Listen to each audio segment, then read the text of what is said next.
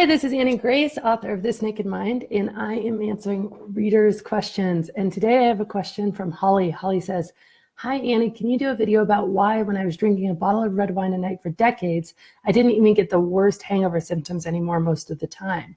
I love the body chemistry aspects of how bad alcohol is for me, and I'm sure it would be very frightening to know why after years of drinking, my poor abused body didn't even react the same way. You've changed my life, but I still struggle with wanting a drink, not moderate drinking once in a while. Thank you so much."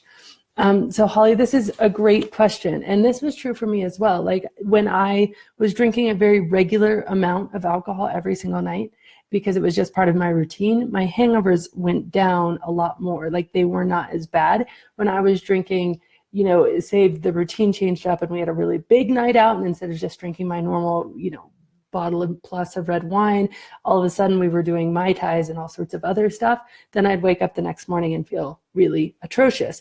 And I also correlated it to lots of different things. Like as long as I could drink wine all night, but then if I had a cocktail after the wine, I'd feel really bad. But if I could drink wine all night and then finish off with a few beers, I wouldn't feel as bad.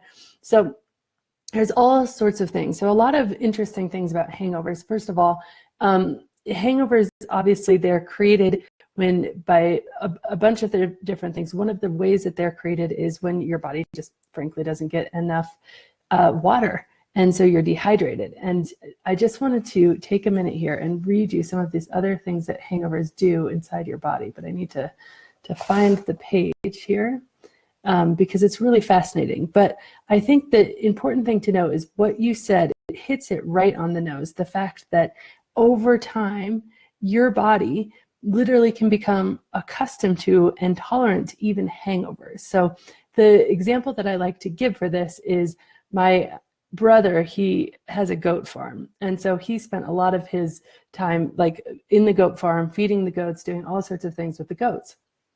And for him, he doesn't even smell the goats anymore. It's just something he does not smell at all. But when I visit him, I smell it completely and entirely. So a lot of the theories that are out there is that once over time you have been drinking for long enough, you have become very tolerant to the symptoms of a hangover.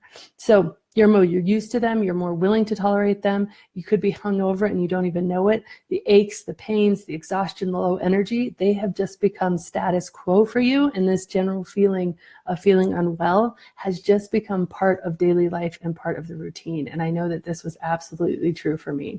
Now, there's another way that it contributes to this, and I really want to find, I keep looking away from the screen because I had it up, and it was something from the Mayo Clinic, and I'm having a very hard time finding it now. But the other thing that contributes to this is that there's some evidence to say, and I think you hit the nail on the head, that not getting hangovers anymore is a sign of alcohol dependence.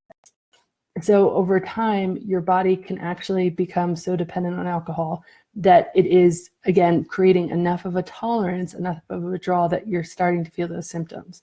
So hangovers, there's a bunch of different symptoms that they have: fatigue and weakness, excessive dry mouth, headaches, muscle aches, nausea, vomiting, poor sleep, increased sensitivity to light and sound, dizziness or the room spinning, shakiness, decreased ability to concentrate, rapid heartbeat, mood disturbances, depression, anxiety, irritability.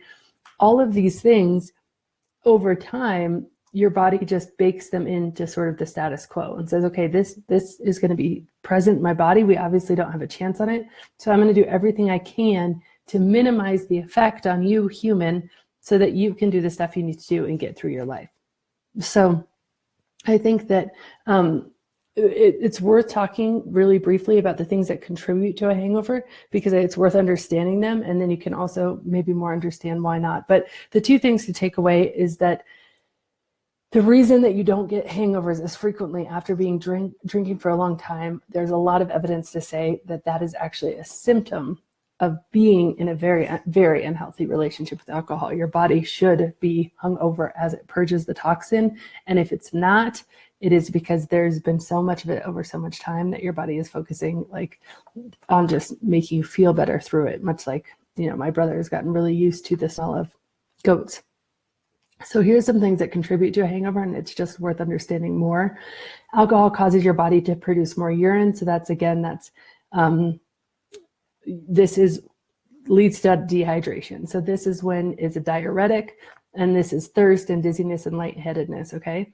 Alcohol also triggers an inflammatory response inside your immune system, and we don't talk about this much, but it's really interesting.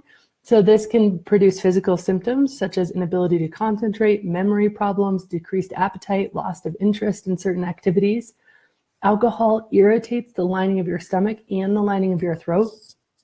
And in your stomach, it increases the production of stomach acid and delays in your stomach emptying. It actually makes it that you don't digest as fast because your body focuses its resources on purging the alcohol out of your body. So your stomach doesn't empty as fast, which can inflame your stomach lining. And this can cause abdominal pain, nausea, and vomiting. Alcohol causes your blood sugar to fall. So if your blood sugar dips too low, you experience fatigue, weakness, shakiness, upset, uneasiness, mood disturbances, and in extreme cases, you can even experience seizures.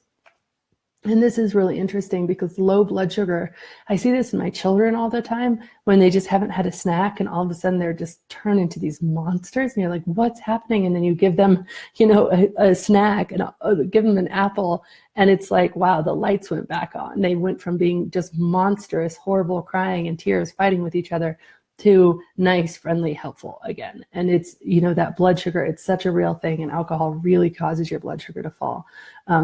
Alcohol causes your blood vessels to expand, which can lead to headaches. And alcohol makes you sleepy, but it prevents deeper stages of sleep. So it often makes you wake up in the middle of the night. Many of us know this feeling, and it can leave you really groggy and tired because it actually prevents REM sleep.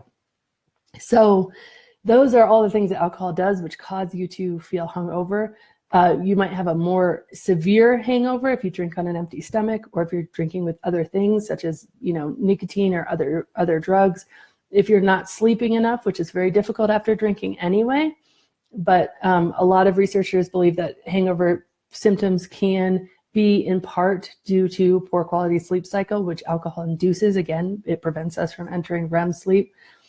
And I think that, again, the important things to know, hangovers are miserable, and it is not necessarily a good thing to stop getting hangovers. It just might really mean that you have progressed further along the spectrum that is tolerance and dependence on alcohol. And here's the thing about that. It only goes one way with alcohol. If you're drinking every single day, you're becoming more tolerant to it every single day. You need more to get the same effects.